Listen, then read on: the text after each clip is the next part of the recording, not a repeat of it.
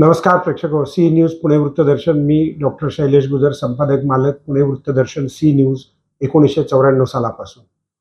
प्रेक्षको, घड्याळ म्हटलं की आपल्याला स्वित्झर्लंड आठवतं.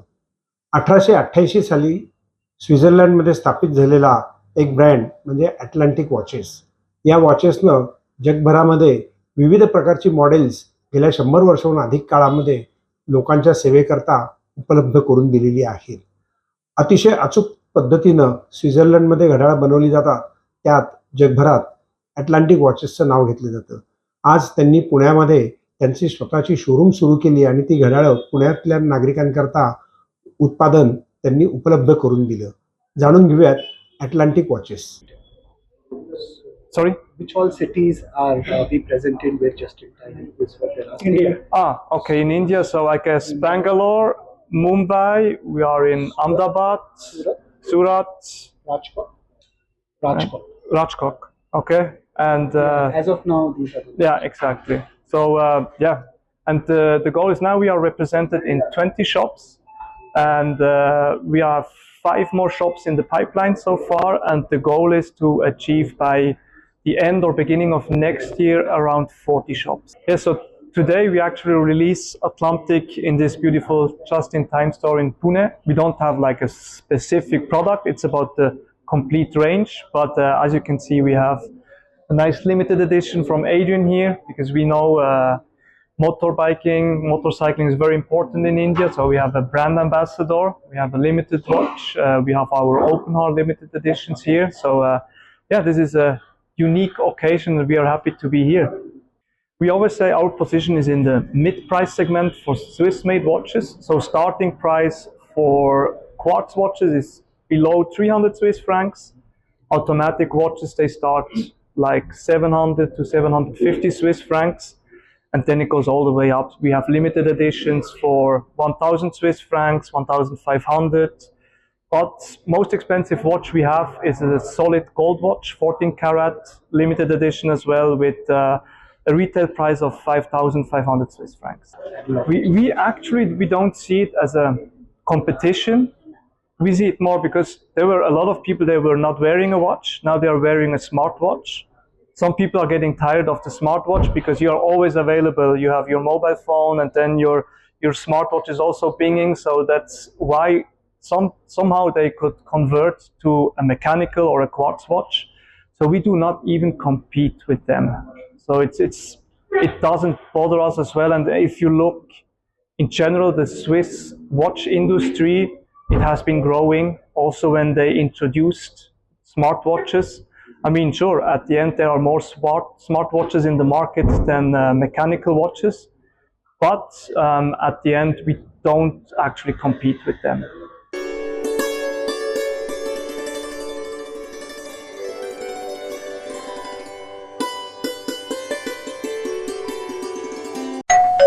अहो उठा ना, ऑफिसला नाही का जायचं? अगं मला आज फ्रेशच वाटत नाही, काही करायची इच्छाच नाही. अहो मग तुम्ही आजपासूनच न्यू युनायटेड फार्मसीचे गुड मॉर्निंग चूर्ण घेणं सुरू करा. अपचन, मलावरोध, बद्धकोष्ठ, आम्लपित्त आणि पोटाच्या तक्रारींवर खात्रीशीर आयुर्वेदिक उपाय. गुड मॉर्निंग चूर्ण. 35 वर्षांपासून सगळ्यांच्या पसंतीचे गुड मॉर्निंग चूर्ण औषधांच्या प्रत्येक दुकानात मिळते.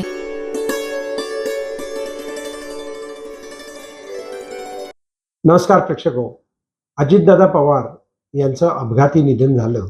संपूर्ण देश आणि महाराष्ट्र हळहळला. पुण्यामध्ये बालगंधर्व रंगमंदिर येथे समस्त पुणेकरांच्या वतीनं एक शोकसभेचं आयोजन करण्यात आलं होतं. त्यामध्ये अनेक पुणेकर नागरिक उपस्थित होते. बालगंधर्व रंगमंदिरामध्ये त्यांची शोकसभा झाली. यावेळेला पवार कुटुंबियांचे अतिशय जिव्हाळ्याचे संबंध ज्या परिवाराशी आहेत ते विठ्ठल शेठ मणियार यावेळेला आवर्जून उपस्थित होते. जाणून घेऊयात विठ्ठल शेठ मणियार. व्यक्ती या नात्यानं जो धक्का बसला तो सावरायला बराच वेळ गेला, अजूनही सावरला जात नाहीये. जन्मापासून त्याला कलाकारानं मोठं होत पाहिलं आणि एका क्षितिजापर्यंत पोहोचण्याची त्याची उमेद पाहत होतो. ते पाहून एक आनंद कुटुंबाला होता, मला देखील होता. 1958 साली पवार साहेबांचा माझा परिचय झाला आणि 59 साली आजीचा जन्म. तर जन्मापासून घरी त्यांचे जाणं येणं असल्यामुळं त्याची वाटचाल दिसत होती. शाळा झाली, कॉलेज झालं. त्या दरम्यान दुर्दैवाने त्यांच्या वडिलांचं दुःखद निधन झालं आणि थोडस पोरकेपणा त्या कुटुंबाला जाणवत असताना साहेबांनी यांचं नेतृत्व घेतलं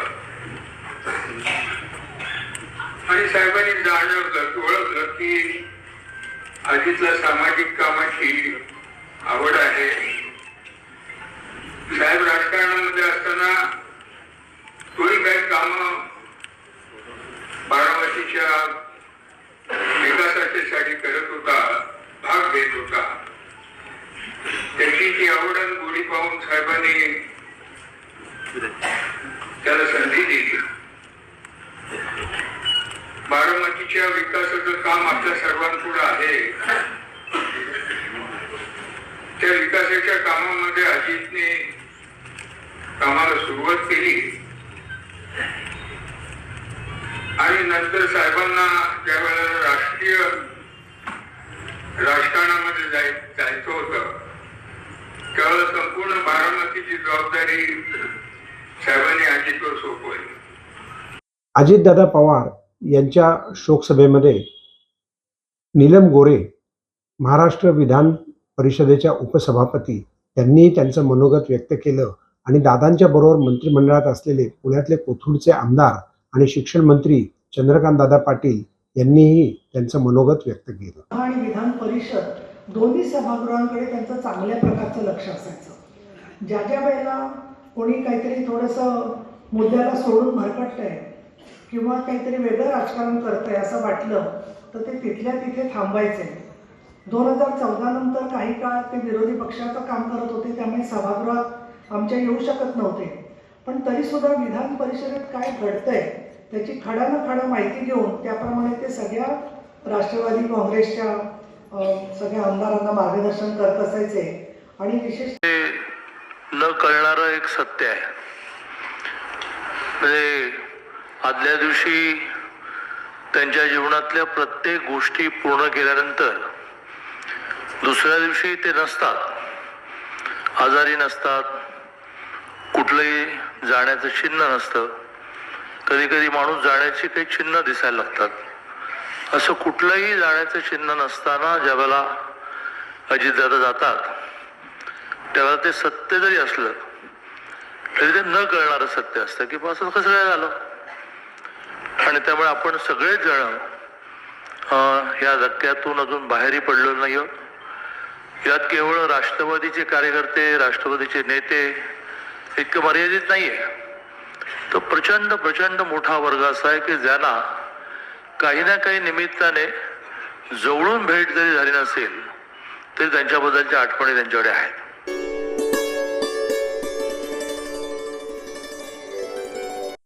प्रेक्षको, मी संपादक डॉक्टर शैलेश गुजर, पुणे वृत्तदर्शन सी न्यूज.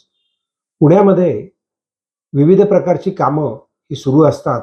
महानगरपालिकेची असतात, कधी जिल्हाधिकारी कार्यालयात असतात, कधी DPC अंतर्गत असतात, कधी केंद्र सरकारच्या अंतर्गत असतात. पण या कार्यामध्ये समन्वय नसतो आणि म्हणून नागरिकांना अतिशय मनस्तापही त्या ठिकाणी होत असतो. नेमकी ही बाब ओळखून पुण्यातले आयुक्त नवल किशोर राम यांनी एक परिवर्तन नावाची वेगळी योजना तयार केली आहे, ज्यामध्ये जिल्हाधिकारी कार्यालय आणि पुणे महानगरपालिका यांच्या संयुक्त विद्यमाने जे जे विकासाचे प्रकल्प आहेत ते एकमतानं, एकमेकांच्या सहकार्यानं आणि एकमेकांना जाणीव देऊन करण्यात येणार आहेत. जाणून घेऊयात नवल किशोर राम. ऍक्च्युली आम्ही हा जो आजचा मीटिंग आहे दिस इज आपण याला म्हणतो शहर परिवर्तन कक्ष. बेसिकली कसं आहे की शहरात थोडासा काहीतरी चांगले बदल घडून आणायचा आहे 1 वर्षासाठी. 2026 टार्गेट आम्हाला 1 वर्षाचं आहे. आणि यासाठी शहर परिवर्तन कक्षाचा जो आयडिया आहे माझा आणि जिल्हाधिकारी महोदयांचा आहे, आम्ही दोन्ही मिळून हा निर्णय घेतला. त्याच्यामध्ये कसं आहे की पुणे शहरात जे काही रोजच्या रोज आम्ही काम करत असतो त्याच्यामध्ये मला काय वाटतंय की तुमच्या पण लक्षात आलं असेल की कोऑर्डिनेशन अतिशय महत्वाचा विषय आहे. उदाहरण सांगतो, आपण जेव्हा 75 किलोमीटरचा सायकलिंग रूट तयार केला होता तेव्हा आम्ही खूप स्पष्टपणे सर्वांना सूचना दिल्या होत्या की या ठिकाणी आम्हाला पुढे 5 वर्षपर्यंत कोणालाही खोदकामची परवानगी दिली जाणार नाही. पण एक इंटरेस्टिंग फॅक्ट असा आहे की सायकलिंग रॅली संपला की दुसऱ्या दिवशी आमच्याकडून एक डिपार्टमेंटचं पत्र आला. डिपार्टमेंटचं नाव मी सांगणार नाही आता. त्यांचा आला परवानगी की त्याच ठिकाणी आम्हाला खोदकाम करायचं. ठीक आहे, खोदकामच्या उद्देश मोठा होऊ शकते, पण हा जो काही प्रस्ताव होता ते फारच विचित्र प्रस्ताव होता. कारण जेव्हा आम्ही हे काम करतो सर्वांना सांगून करतो तर एक मात्र छोटंसं उदाहरण आहे. आणि दुसरा कसं आहे की इंटिग्रेट अप्रोच मध्ये जर आपण काम केला तर आम्हाला हे सगळे रिझल्ट खूप इझिली मिळू शकते. तुम्हाला माहिती आहे की मागे सीएम साहेबांनी पण बरेचदा या विषयावर बोलले की आपल्याला शहरात पॉल्युशन कसे कमी करायचे आहे किंवा इंटिग्रेट डेव्हलपमेंट मध्ये जे सायलोज मध्ये सगळे डिपार्टमेंट काम करतात. आता कसं आहे की मी महापालिका हे जिल्हाधिकारी, पोलीस कमिशनर किंवा इरिगेशन डिपार्टमेंट, BSNL सगळे लोक म्हणजे लोकांची सेवासाठी आहे. पण काही गोष्टी ज्या आहेत जर कोऑर्डिनेशन मध्ये जर आम्ही आलो तर जो रिझल्ट आम्हाला 2 वर्षात मिळणार आहे ते आम्हाला 2 महिन्यात मिळू शकतो. दिस इज व्हेरी सिम्पल. त्यासाठी अतिशय एक मोठा असा मला काय वाटलं होतं की हे 2 तासात हे मीटिंग संपेल, पण खरं म्हणजे हे 3 तास झाला तरी आम्हाला वाटलं की काही राहून गेला असं आहे. पण ते पुढच्या आता असं ठरवतो आम्ही की ही मीटिंग जी आहे प्रत्येक महिन्याला एकदा करायचं आहे. या मीटिंग मध्ये प्रत्येक डिपार्टमेंटकडे महापालिकेचे काय काम आहे आणि त्या डिपार्टमेंटच्या महापालिकेकडे काय काम आहे. हे कसं आहे की केवळ महापालिकांनी आपला फायदा करून घ्यावा ते सर्वांना बोलून असं नाही.